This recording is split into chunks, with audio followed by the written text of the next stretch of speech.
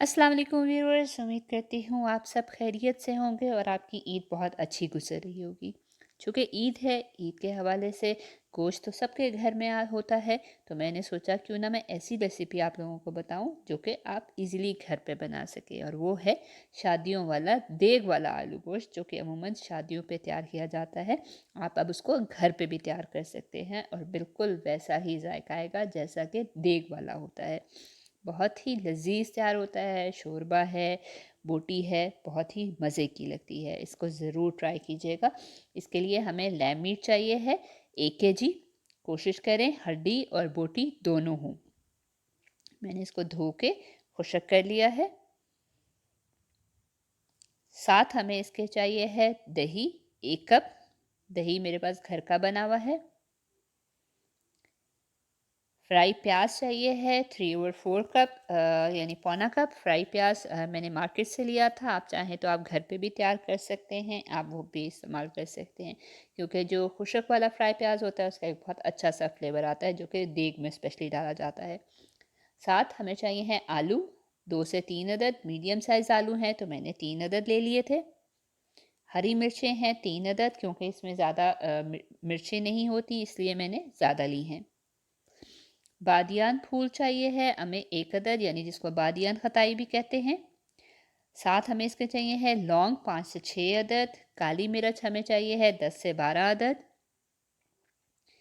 इसके साथ हमें चाहिए है छोटी इलायची, तकरीबन 4 से 5 आप ले लें। बड़ी इलायची 1 अदद जाएगी। और साथ हमें दालचीनी चाहिए है 1 बड़ा टुकड़ा। और साथ तेज़पात 2 से 3 अदद, बे लीव्स जिसको हम कहते हैं। लहसुन अदरक का पेस्ट चाहिए है 2 टेबल स्पून। नमक हमें चाहिए है ½ टी स्पून। नमक आप अपने अंदाजे से जितना आप डालते हैं आप थोड़ा ज़्यादा भी डाल सकते हैं। हल्दी इसके अंदर जाएगी 1/4 टी स्पून। कुटी लाल मिर्च 1/4 टी स्पून। लाल मिर्च पाउडर 3/4 टी स्पून, यानी तकरीबन मैं 1 चम्मच डालती हूँ तो मैंने उस हिसाब से इसको पूरा किया है। धनिया साबित इसके अंदर जाएगा 1 टीस्पून। हमने इसको बारीक इसको चॉप करना है। ज़ीरा जाएगा 1 टीस्पून। सबसे पहले ज़ीरे को मैं मोटा पीस लूँगी।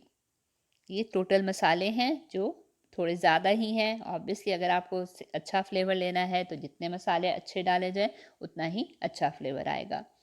धनिया को मैंने मोटा पीस लिया है। आपने इसको बिल्कुल बारीक नहीं कट पीसना, यानी मोटा मोटा इसको होना चाहिए है।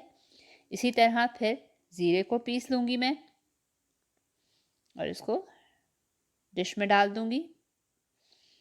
और उसके बाद बादियान खताई, लौंग, काली मिर्च, बड़ी इलायची, छोटी इलायची, दालचीनी और तेज़पात डाल के मैं इसको पीसूँगी। ये बिल्कुल आपने अलहदा पीसना है। इसको भी आपने मोटा मोटा पीसना है, यानी थोड़े से जो बादियान जो आपकी है और दालचीनी थोड़ी सी इसमें रहनी चाहिए है। और साथ ही तेज़पात के थोड़े थोड़े से जो टुकड़े हैं, पत्ते हैं, वो थोड़े रहने चाहिए हैं, यानी बिल्कुल इसको पाउडर फॉर्म में हमने नहीं बनाना।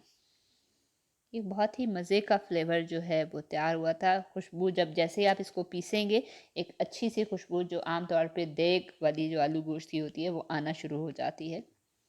मुझे तो अभी आ रही है इसमें। मैंने पीस लिया है, अगर मैं आपको दिखा रही हूँ इसमें थोड़े से पत्ते भी मुझे नज़र आ रहे हैं और दालचीनी के बिल्कुल छोटे छोटे जो टुकड़े हैं वो भी नज़र आ रहे हैं। इसको अलहदा डिश में रख लेंगे। दही को फेंट लें पहले। ये सारी चीज़ें मैं साथ साथ करके रख रही हूँ ताकि मुझे खाना बनाते हुए ये चीज़ें ना करनी पड़े और मैं खाना जल्दी बना सकूँ, क्योंकि इसमें थोड़ा टाइम लगता है। तकरीबन आधा घंटा इसको बनाने में लगता है। सबसे पहले पैन के अंदर मैं ½ कप ऑयल डालूँगी, उसको गरम करूँगी और उसके अंदर गोश्त डाल के इसको भूनूँगी। देग वाला चूँकि आलू गोश्त है उसके अंदर सबसे ज़्यादा अमल दखल है उसकी भुनाई का है। जब गोश्त का कलर चेंज हो जाए तो इसके अंदर लहसुन अदरक का पेस्ट डाल दें और इसको भून लें। जितनी अच्छी आप भुनाई कर लेंगे उतना ही ये आलू गोश्त जो है बहुत टेस्टी तैयार होगा। अब उसको मैंने हल्का सा भून लिया है। अब इसके अंदर जो बादियान खताई वाला जो मसाला है, जो खड़ा मसाला है, वो मैं अंदर डाल दूँगी और इसको अच्छी तरह हिला लूँगी और भून लूँगी। एक बहुत अच्छी सी खुशबू जो है वो अभी आना शुरू हो चुकी हुई है। इसको 5 से 7 मिनट आपने भूनना है। 5 से 7 मिनट के बाद इसके अंदर हल्दी, कुटी लाल मिर्च पाउडर, नमक, ज़ीरा और धनिया डाल दूँगी और इसमें थोड़ा सा पानी भी ऐड कर दूँगी ताकि जो मसाला है वो नीचे ना लगे और जले नहीं। 1 to 2 टीस्पून मैंने इसके अंदर पानी भी ऐड करना है।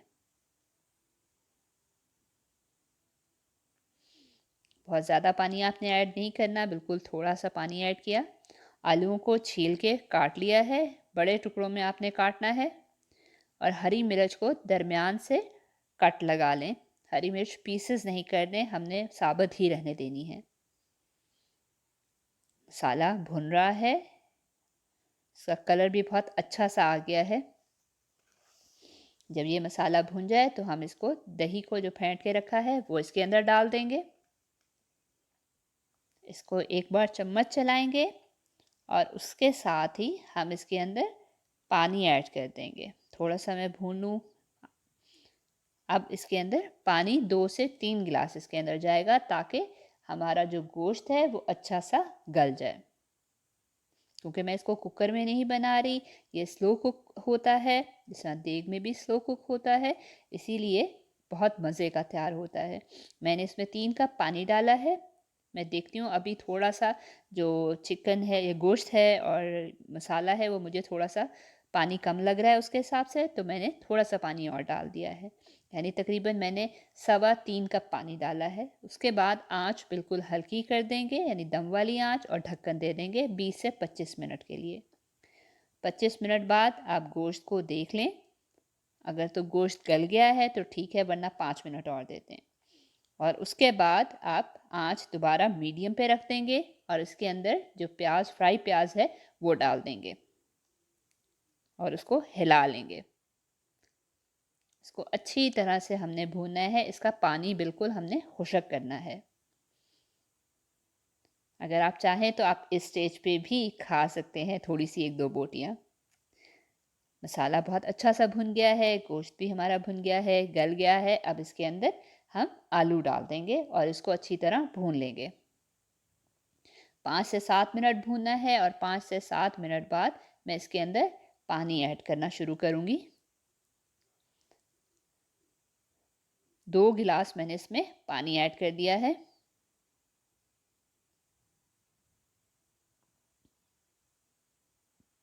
और हरी मिर्च जो मैंने दरमियान से काट के रखी है वो मैं इसके अंदर डाल दूंगी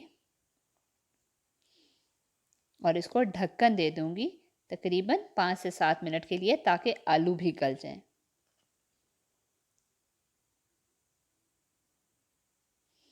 5 से 7 मिनट बाद मैं पहले चेक कर लूँगी कि आलू गल गया है।